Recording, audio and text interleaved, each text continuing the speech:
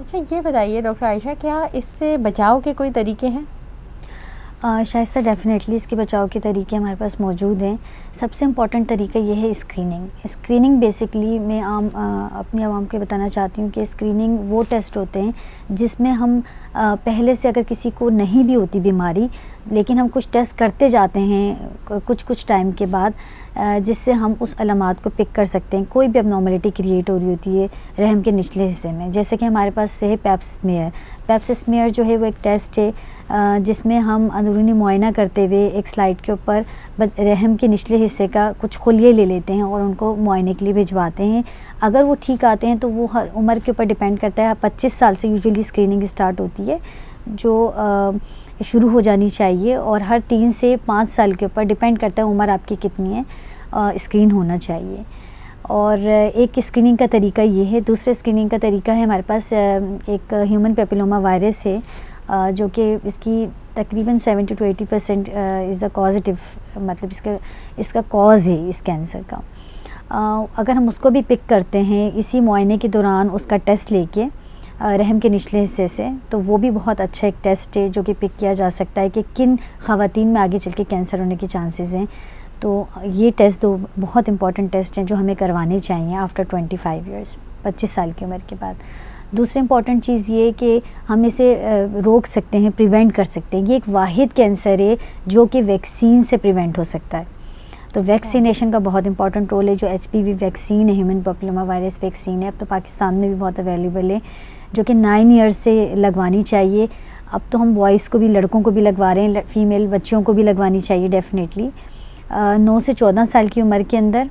और 2 डोजेज़ होती हैं, और 14 से 15 से ऑनवर्ड फिर 3 डोजेज़ हैं उसकी। इसका मतलब है कि अगर हम अपने डॉक्टर से मशवरा करें और कोई अलामात ज़ाहिर नहीं भी होती, उस सूरत में भी हमें अपने डॉक्टर से मशवरा करना चाहिए, और इसको वक्त से पहले स्क्रीनिंग जैसे कि आपने बताया कि उसकी तरफ हमें मालूम करना चाहिए कि हमें कौन सी एज में स्क्रीनिंग करानी चाहिए और क्या हमें वैक्सीन की ज़रूरत है या नहीं, अगर है तो वो कब और कैसे लगाई जाएगी।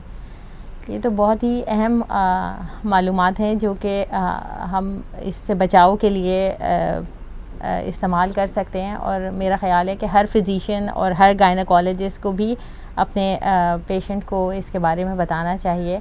एंड आई होप कि जो हमारे सुनने वाले लोग हैं उन्हें भी बहुत कम पता होगा कि अच्छा किसी वैक्सीन के थ्रू हम कैंसर से भी बचाव कर सकते हैं। इसके अलावा कोई मैसेज आप जो देना चाहें सर्वाइकल कैंसर से रिलेटेड? बिल्कुल शाइस्ता, मैसेज मैं ये देना चाहूँगी कि बदकिस्मती से हमारे पास जो सर्वाइकल रहम के निचले हिस्से का कैंसर है, पाकिस्तान में एक डेटा के मुताबिक रोज़ाना 20 ख़वातीन की इंतकाल हो रहा है इस कैंसर की वजह से, अमवात में शामिल है। ये बहुत इंपॉर्टेंट कॉज है, और ये कैंसर जो हम प्रिवेंट कर सकते हैं स्क्रीनिंग के ज़रिए। सबसे इम्पॉर्टेंट चीज़ ये अर्ली पिक कर सकते हैं स्क्रीनिंग के ज़रिए। HPV vaccine, human papilloma virus vaccine के ज़रिए इसको प्रिवेंट किया जा सकता है। तो हमें अपनी सब बच्चियों को 9 साल की उम्र से ये लगवानी चाहिए वैक्सीन। 25 साल की उम्र से हर जितने भी ख़वातीन हैं हमारे पास, उनको स्क्रीन करवाना चाहिए सर्वाइकल स्क्रीनिंग प्रोग्राम के ज़रिए, जिस तरह पैप स्मीयर है या human papilloma virus DNA testing है रहम के निचले हिस्से की, उसके थ्रू। नंबर 2 मैं गायनेकोलॉजिस्ट को भी पैगाम दूंगी कि प्लीज़, या जनरल फिजिशियन को भी, कि अगर कोई अबनॉर्मल ब्लीडिंग या माहवारी में कोई चेंजेस के साथ प्रेजेंट करता है तो प्लीज़ आप उसका अंदरूनी मुआयना ज़रूर करें, क्योंकि उससे भी बहुत सारी चीज़ें पिक की जा सकती हैं। ये इम्पॉर्टेंट चीज़। बहुत शुक्रिया डॉक्टर आयशा आपका। नाजरीन, ये था हमारा सर्वाइकल कैंसर यानी कि रहम के निचले हिस्से के कैंसर के बारे में कुछ मालूमात, जो कि आज हमें डॉक्टर आयशा के तवज्जुह से पता चली।